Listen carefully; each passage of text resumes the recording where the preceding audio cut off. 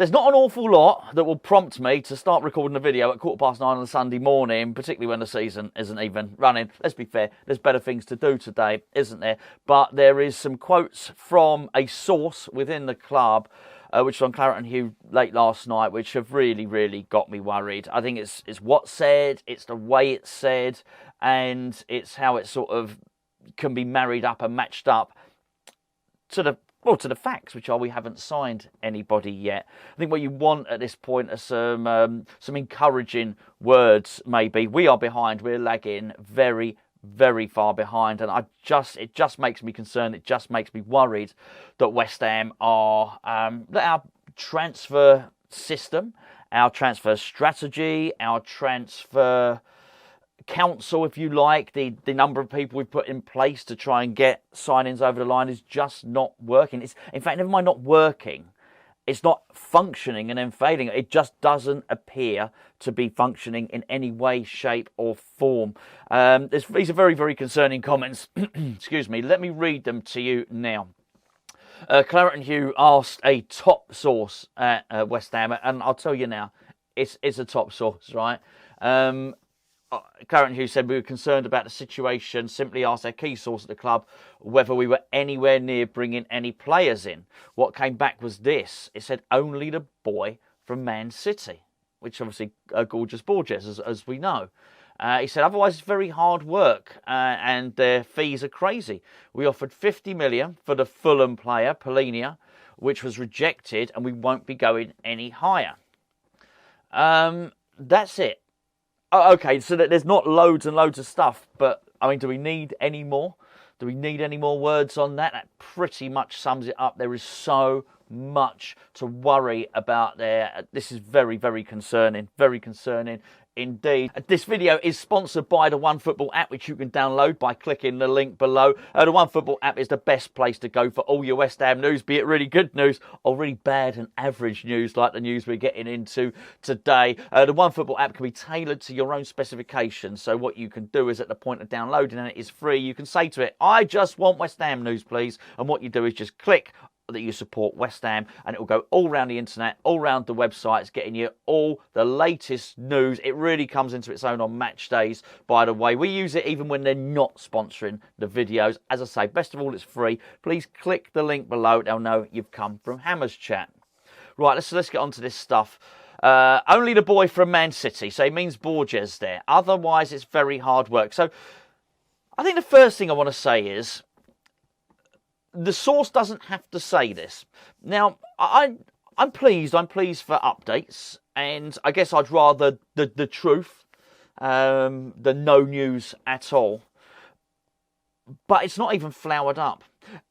Even if you want to say nothing, but you want to convey a good message, then you can still leak the news. Nothing's happening at present, but we're close on a few deals. We're hopeful. You can send out a hopeful message. This isn't that. Listen to this again. Only the boy from Man City, otherwise it's very hard work. The fees are crazy. There's hard work and everyone's charging too much. We offered £50 million for the Fulham player Palhinha. That was rejected. We won't be going any higher. Okay. Why offer up that information that you've bid for the Fulham player? Maybe I'm reading too much into it. Maybe it's a little bit of negative mindset filtering in. And why wouldn't you say, if you were going to say that, we've bid £50 million for the Fulham player, we've made a bid for the Southampton player, we've made a bid, I'm being vague because I feel he's vague in the way that he's speaking here. We've made a bid for the fella from Juventus. We made a bid for the young boy from Chelsea. There's none of that. Well, actually, there's two. There's the boy from Man City, which is Borges, and then there's the other stuff, which is just Palhinha. Maybe I'm putting 2 and 2 together, coming up with 5 here, but that makes me think we've bid for 2 players. Borges and Palhinha. Now, that's a worry.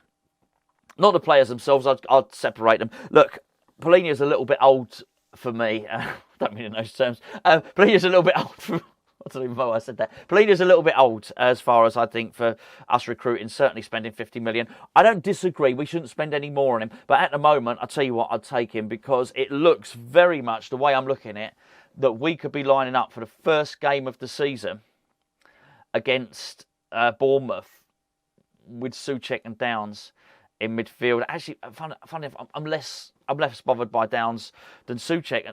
Got nothing against Thomas Souček. Thomas Souček's been a good servant for West Ham, but his form last season was a massive concern. You lose Declan as well, and you've got to think we're probably going to need somebody else in that central midfield area. Well, I say that. Look, it's not even me that's saying it. It was David Sullivan at the start of the window that said we can't replace Declan Rice with one player. We might have to bring in two. It's none. We brought in none at all. The thing is, by bringing in players late, let's go with Borges to start off with. At the moment, we're doing these pre-season games. People are getting a chance to impress. Mubama's getting a chance to impress. Billy McKinley was saying the other day, he's really given us something to think about. David Moyes was praising him. He's about to do that because he's impressed in pre-season. Maybe Freddie Potts has done the same thing. And, possibly a couple of others. None of them featured enough times. But I thought, obviously Chester's played well in that game that he played. Wide wing back, didn't he? I think Earthy's looked good as substitute when he's come on. But these boys have had a chance to impress. I think that's my point. Borges comes in. He's had no chance to impress. He has to do it on the training ground. Well, that's just the same as everybody else can get to impress on the training ground. You're not really giving him a chance. Well, it's not about giving him a chance. You're signing the player you're going to sign for 40 million. You're not giving yourself a chance to have a player that's going to hit the ground running. So that's really bad anyway. But I am massively concerned now with what's going on. I think the only person that can possibly take a bit of a pass here is Steiten. Because I just don't think there's the infrastructure there to allow him to come in and start buying players. Maybe, just maybe, here's something for you. Maybe Steiten is good at identifying the players, but does he sign the checks off? Does he do the final bit? I don't know. I don't really know how it works. I'm not going to pretend to you that I do. What about if he's identified players? It's just our inability to actually get the deal over the line. To actually do the admin bit. The final bit. Maybe we do have a list of 10 promising players, say promising players, whatever, 10 players who are between the age of 21 and 25 who can hit the ground running, increase in value, do really well, but actually when it comes to negotiating with the clubs, we just can't do it. I think we've been in negotiations with Juventus. I think we have. I don't know. Couldn't possibly verify it. But that deal's not been able to get done. I don't know if we've made an approach to Southampton for James Ward-Prowse. But even that seems like... Sorry, I just waxed my cable. If you pardon the expression, that's a euphemism, isn't it? I think even if we do the James Ward-Prowse thing, that involves losing Flynn Downs. We are in no position to lose a footballer at the moment. The squad is thin.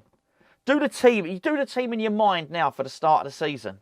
And it don't look good. Look, not all of our players are bad. Far from it. But the team is worse than that last season because we've lost Declan. And it's not even like, okay, the midfield's a bit weaker, but you know what? We've strengthened on the flanks or we've strengthened up front. No, it's just exactly the same, but weaker because we've lost Declan. And I think Tim Steiten can get a little bit of a pass for those reasons. But there are other people. There's Moyes and there's Sullivan. You have to lay the blame firmly at their feet. I absolutely believe this. Because ultimately, they're the people in charge. You can't look too much at Mark Noble, again, find his feet. You can't look too much at Steiten. Penny for his thoughts, walking in there. Somebody needs to stand up. And I mean somebody at the club needs to stand up. It might need to be one of the new boys. It might need to be Noble. It might need to be Steiten and just say, look, this is not good. This is not how you do things. I think at the start of the season, you can give them a little bit of pass waiting for the Declan money, but that money's been banked. The moment you saw Declan holding up that Arsenal shirt, the first instalment was paid. And that means we can go shopping. And what's going on with the fact that we've bid for Palhinha and now we're going to look for someone else? We knew Declan was leaving for a very, very long time. Why is there not a list of replacements? Why can they not reel off 5 names that they've known for the past year who are going to come in and they were going to replace Declan Rice? I've got to say, even at the moment, Ward-Prowse is actually looking quite attractive at the moment because it is a player. Do I want him? No. Do I want Palhinha? No. But I tell you what, at the moment, I'm starting to get a bit worried that there's going to be no one. It's not because this slug on the top of my lip, by the way. That's the least of my concerns. West Ham are playing transfer Russian roulette at the moment. And we need to really, really sort this out. Negative words like that, it's not that they don't help. I don't, maybe it's smoke and mirrors. Maybe they're saying this stuff and they're working behind the scenes. Someone's going to say that in the comments, and you would be right to make the point. And I hope that's the case. But I still don't think you'd phrase it like this. Even if you didn't want to be specific, let's say we were trying to make a sign-in for someone that no one knew about. It's not Ward-Prowse, it's not Palhinha, it's another midfielder. We want to keep it secret. You still don't have to send out a message as negative as this. You can still say half the message. We're working on the boy from Man City.